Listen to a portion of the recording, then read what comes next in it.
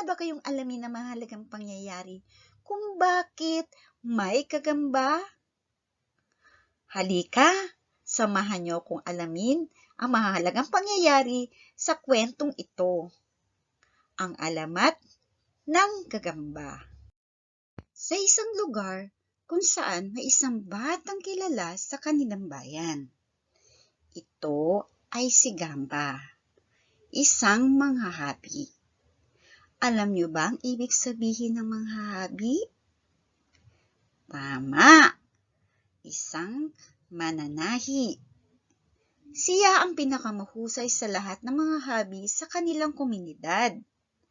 Sapagkat alam niya, siya ang pinakamagaling, taas noo siya at walang sino mang pinapansin. At nang minsan lumapit ang kanyang kapatid, "Ate, pahiram mo naman po ako ng karayo na pambuda mo.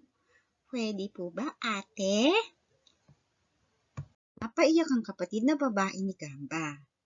Naramdaman niyang hindi siya tinuturing na kapatid ng ate niya. Parang langit ang taas nito na napakahirap abutin. "Lumayo-layo ka nga rito! Huwag mo mahiram-hiram ang pamburda ko. Baka masira lang ito. Wala kang perang ipambabayad dito. Layo!" Maya-maya, ang kapatid na lalaki naman ang lumapit kay Gamba. Ate, tulungan mo naman po ako. Pakisulsi mo naman po ang napunit na kamiseta ko. "Doon ka sa nanay magpasulsi. Walang ginagawang matandang iyon. Lumayo ka nga rito. Istorbo ka talaga. Sige, layo ka rito. Layo!" Narinig ng ina ang mapagmataas na tinig ng anak. Nagpupuyos ang damdamin nito. Gusto sana niyang saktan si Gamba, subalit nagpipigil siya. Parang walang narinig si Gamba. Patuloy itong humabi ng tela mula sa mga sinulid na ikitan niya. Sumusobra ka na, Gamba! Obligasyon mong pakitaan ng mabuting asal ng mga kapatid mo. Kung nanghihiram sila sa iyo, pahiramin mo. Kung humihingi sila ng tulong, tulungan mo. Hindi lang mga kapatid mo ang dapat pakitaan mo ng kagandahan loob. Lahat na nangangailangan ay dapat mong kalingain. Isang gabi, inaya si Gamba ng ina upang maghapunan. Ngunit pagalit itong sumigaw. Ano ba kayo? Iniistorbo niya na naman ako eh. Di ba niyo nakikitang hindi pa ako tapos sa hinahabi ko? Bah, baka magkasakit ka iha kung malilipasan ka ng pagkain. Wala kayong pakialam? Gamba, kasalanan sa Diyos ang pagtanggi mo sa pagkain. Ano ba kasalanan? Wala akong pakialam kung kasalanan man yun. Inuulit ko. Pabayaan niyo nga ako sa ginagawa ko. Patawarin ka ni Bathala, anak. Lumuluhang umalis ang ina at hinayaan na lang ang anak sa kanyang paghahabi. Nagalit ang kanyang mga kapatid nang marinig at makita ang hindi magandang inasa ng kanilang ate. Ito ang kanilang nawika. Sana, humabi ka na lang ng humabi.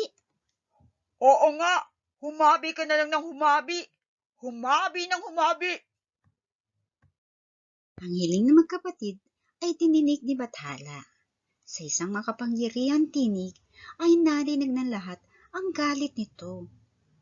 Naging mapagmataas ka sa kaunting kaalaman na ibinigay ko sa iyo. Di mo kinalinga ang mga kapatid na kailangan mong tulungan. Hindi mo rin binigyan ng puwang sa puso mo ang magulang mo. Pati ng biyaya sa pagkain ng dulot ko'y tinalikuran mo. Bilang parusa, paghahabi na lang ang gagawin mo araw-araw.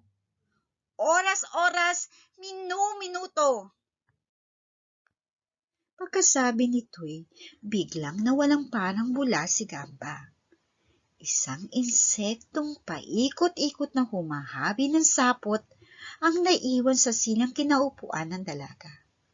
Sa awa sa anak ay napagulgol ang ina at marang hinaplos nito ang insekto at tinawag na Gamba, Gamba. Magmula noon, si Gamba ay tinawag ng Kagamba, na araw at gabi ay walang tigil sa paghabi. Hindi nang sinuri sa ikitan, kundi nang sapot mula sa kanyang katawan. Yan ang pinagmulan ng alamat ng Kagamba. Ang alamat ng Kagamba.